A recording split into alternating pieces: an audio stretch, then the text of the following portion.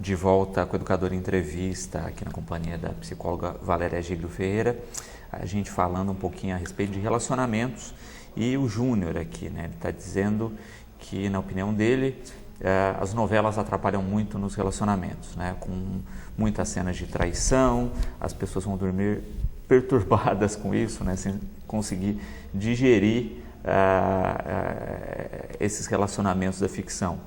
De certa forma acontece, né? Então, as novelas criam para uma população que muitas vezes não tem o hábito de questionar e de refletir modelos disfuncionais de relacionamento como se fossem modelos funcionais.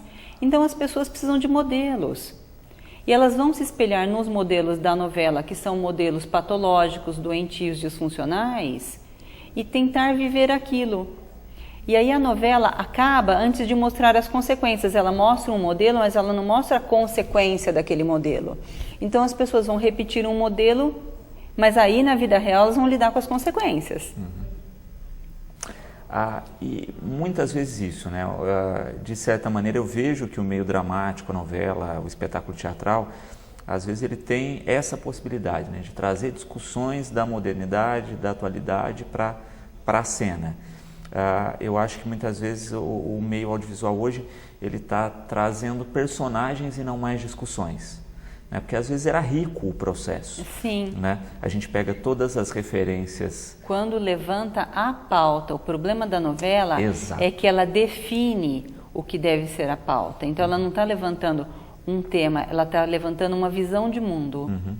Porque a gente pega as referências psicológicas, aí elas vêm da dramaturgia. Né? Quando a gente pensa na tragédia, né? O complexo de Édipo, o complexo de Electra, são situações da dramaturgia, da ficção, que levantou questões, né? Para serem discutidas da sociedade, porque a dramaturgia lá atrás tinha essa função, né? A tragédia Sim. Principalmente. Era trágico por isso, né? Olha, tem esse comportamento, você pode ter tais consequências. Né? Você tinha um ciclo de... A novela não mostra a consequência, ela Exatamente. só mostra o modelo disfuncionais. Eu brinco que eu detesto essas novelas da Globo e não assisto. Por quê? Eu não assisto porque é como se eles abrissem o livro de psicopatologia, pegassem tudo quanto é personagem atrapalhado, tudo quanto é situação de disfuncionalidade, de psicopatologia, e fizessem os personagens. Isso é um desserviço à população. Justamente porque elas propõem modelos e não mostram as consequências. Então a população incauta, desavisada, vai seguir aquele modelo, mas depois vai pagar o preço da consequência. E isso é muito comum na nossa sociedade, inclusive reflete nos relacionamentos, né? Não se assume mais erros e não se paga mais pela consequência dos erros. Né? O pedir desculpa hoje parece que saiu de moda. Eu tenho que arranjar uma desculpa.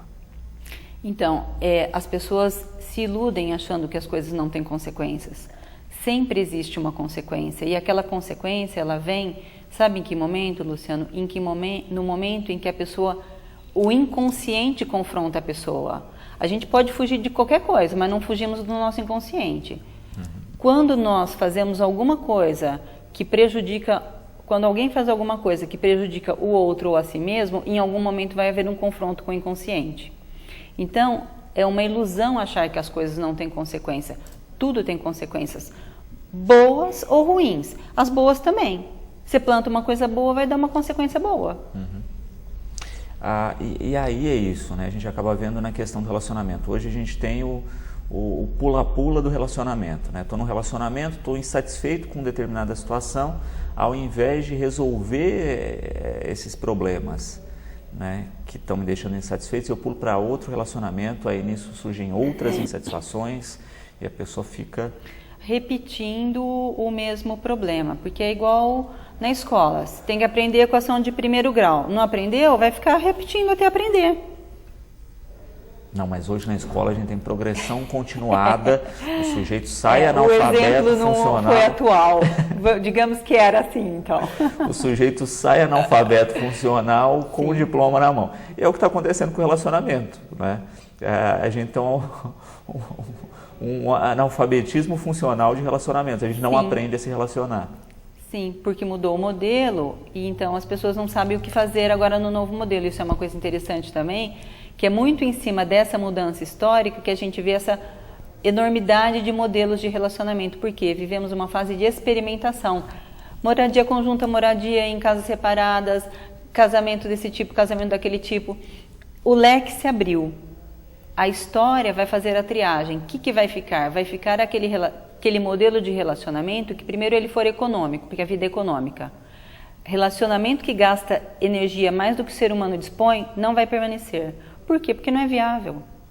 A vida vai triar e ela parte da questão da economia. Aquilo que tiver uma boa relação entre o que o relacionamento oferece e aquilo que ele pede. A Alain aqui, né, coloca isso, né? Olha, se hoje está tão complicada a questão dos relacionamentos e casamentos heterossexuais, como ver hoje uma sociedade, né, que tem a questão da relação homoafetiva se estabelecendo? Os conflitos são os mesmos? Eu diria que os conflitos são parecidos. Uma relação heterossexual é diferente de uma relação homossexual. Partindo de que raciocínio? Eu me relacionar... Vamos pegar um outro exemplo, então. Vamos dizer, uma mulher se relacionar com uma mulher, ela está se relacionando com uma igual. É diferente dela se relacionar com um homem, que é o diferente. Um homem se relacionar com um homem é uma dinâmica. Um homem se relacionar com uma mulher que é diferente dele, anatomicamente ela é diferente, o psiquismo é um pouco diferente também, é um outro desafio. Então, são situações diferentes. A gente pode pôr na mesma panela até um certo ponto. A partir de um determinado ponto, não, porque são dinâmicas diferentes, né? Até porque, nesses casos, a gente vê esses relacionamentos uma facilidade de compreensão melhor de alguns aspectos, não é? Sem dúvida. Se uma mulher se relaciona com uma mulher, existe uma facilidade. Por quê? Porque ela está se relacionando com o igual. É alguém que ela sabe como é que funciona. É lógico que cada ser é um ser, mas se a gente pensar em termos de gênero, é alguém igual a ela. Ela vai saber onde são os pontos sensíveis, que abordagem que funciona. Um homem se relacionando com um homem também tem essa facilidade, em aspas, né? Porque tem toda a dificuldade e complexidade de cada parceria, mas em termos de gênero traz essa facilidade. Se relacionar com o diferente numa parceria heterossexual tem essa complexidade de lidar com o diferente, né? E entender que é diferente, né? Eu acho que muitas vezes o pilar de conflitos é isso, né? A pessoa pensar a relação a partir somente da cabeça dela, né? E não tentar também compreender os aspectos relativos ao outro. Isso é uma coisa interessante, porque toda relação tem diferenças, e essas diferenças, quando elas são acolhidas, elas agregam. Cada um traz na sua experiência de vida, dentro do seu mundo interno, coisas que agrega para o outro, se o outro acolher isto. Então, se eu agrego alguma coisa que o outro tem e que eu não tenho, se eu tenho esse acolhimento, isso soma para mim. Agora, se eu for para o confronto, aí não, aí racha a relação e não soma para ninguém. Mas uma coisa assim que eu acho importante também do namoro e que eu tenho visto diminuída hoje é a função de príncipe e princesa. Se você olhar os contos de fadas, pelo menos os mais conhecidos, né? Branca de Neve, Cinderela, Bela Adormecida, Rapunzel, o príncipe, ele faz um resgate. Em todos esses contos, a gente vê que o príncipe faz o resgate, ele resgata a princesa em diferentes cenários, mas ele resgata do ponto de vista psíquico da onde? Do emaranhado familiar. É muito difícil para a mulher se desvencilhar dessa demanda familiar com a família de origem e para o homem também. Então, uma das funções que a parceria amorosa tem é ajudar um ou outro a sair da sua família de origem e constituir um novo núcleo familiar. Então, para isso, cada um precisa ser capaz de fazer esse resgate. E não é uma coisa simples, porque é um trabalho de resgatar sem romper. Tem que ter uma qualidade aí de príncipe e de princesa para desenvolver esse trabalho. Que é a construção de um novo núcleo, né? Que é a construção de um novo núcleo, mas cada um dos dois vai sair do seu núcleo anterior.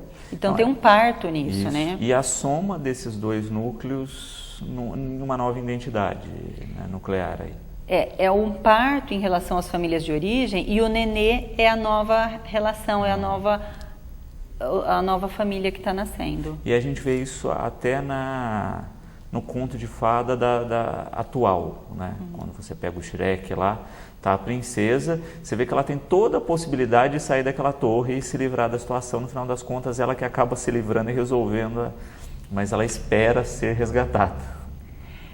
Isso faz parte das dinâmicas a dois. O príncipe precisa resgatar a princesa e ela também precisa resgatar o príncipe. Mas para isso eles precisam fazer o papel de príncipe e princesa. Então as pessoas falam, você acredita em príncipe? Os príncipes existem, mas são príncipes humanos. As princesas existem, mas são princesas humanas. Não é a do conto de fadas, claro. São pessoas com natureza principesca, né? Sem dúvida. Tem gente que tem mais natureza de ogro, mas tudo bem. Valéria, quero agradecer imensamente a presença. Espero que a gente tenha outros bate-papos com mais tempo, né? E fazer um convite mais cedo agora, tá certo? Porque a gente ficou um tempão sem se falar aqui. Espero que tenha ajudado aí, né, quem está discutindo o relacionamento, tá certo? A pensar que a data de hoje é uma data estritamente comercial, né? O Dia dos Namorados nessa data só existe no Brasil, né? Porque no resto do mundo é em fevereiro. A gente mudou a data porque concorreria com o Carnaval para o comércio, né? Até atribuiu para o Santo Antônio um fator casamenteiro que ele não tem historicamente, mas para acertar a situação. Eu espero que a gente consiga fazer outras dessas ações, porque realmente, né, deve estar todo mundo aí com as suas DRs, né, com as suas discussões de relacionamento na vida. Eu acho que esse bate-papo ajuda muito, então agradeço a presença. Eu agradeço muitíssimo também, assim, quando vocês fizeram o convite, eu fiquei muito contente, porque eu gosto de conversar com você. Eu acho que você puxa muito a entrevista, você vai puxando e a gente vai, então, colocando o que for possível. Eu fiquei muito contente, eu agradeço muito e fico muito feliz de poder compartilhar isso com a comunidade, aquilo que eu puder compartilhar. Bom demais.